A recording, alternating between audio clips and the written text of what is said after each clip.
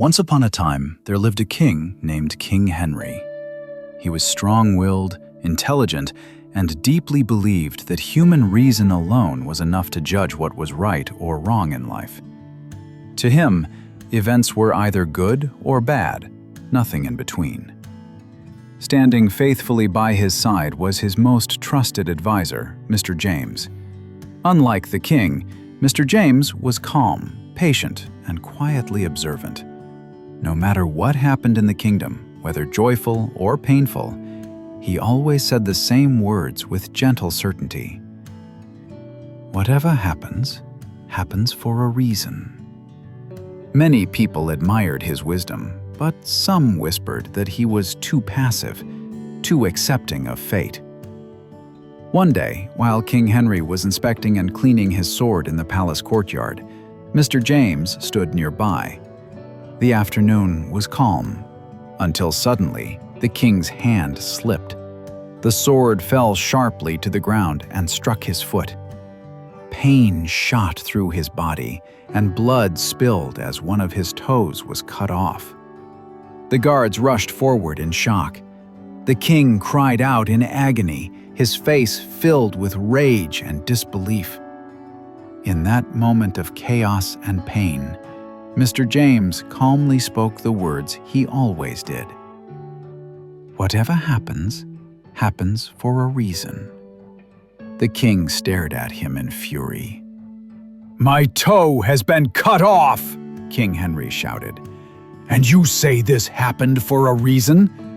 What good could possibly come from this?"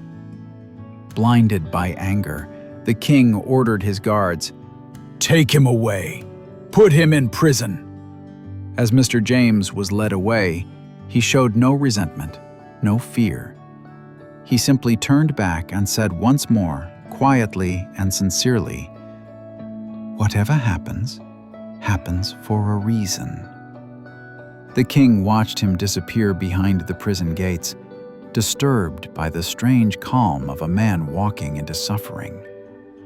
2 months later, King Henry went hunting with his soldiers.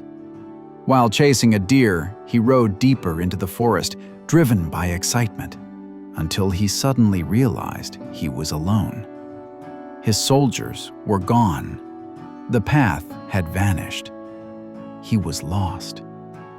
Before he could find his way out, a group of tribal warriors surrounded him.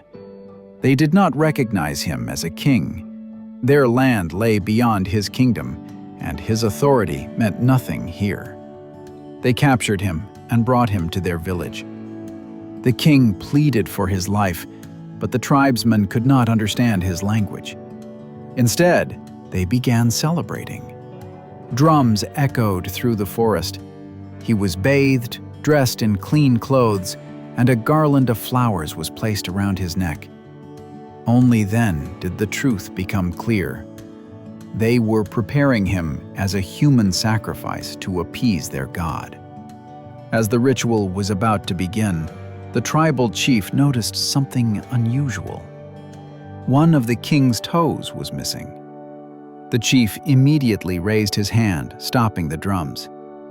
"This man cannot be sacrificed," he declared. "He is incomplete. If an incomplete man is offered, our God will be angered." Without hesitation, they released the king and let him go. King Henry returned safely to his palace, shaken and humbled.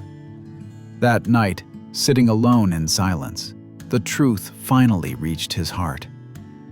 If his toe had not been cut off, he would have lost his life in the forest. For the first time, Mr. James's words echoed with meaning. "Whatever happens, happens for a reason." The next morning, the king ordered the immediate release of Mr. James and restored him to his rightful position. Still, one question remained in the king's mind. "My injury saved my life," King Henry said. "But you were imprisoned for 2 months. You suffered greatly. How could that have been good for you?" Mr. James smiled gently and replied, "My lord, I am always by your side. If I had not been in prison, I would have gone hunting with you that day." The king fell silent. Mr. James continued, "They spared you because you were incomplete, but my body was whole. Had I been there, they would have sacrificed me."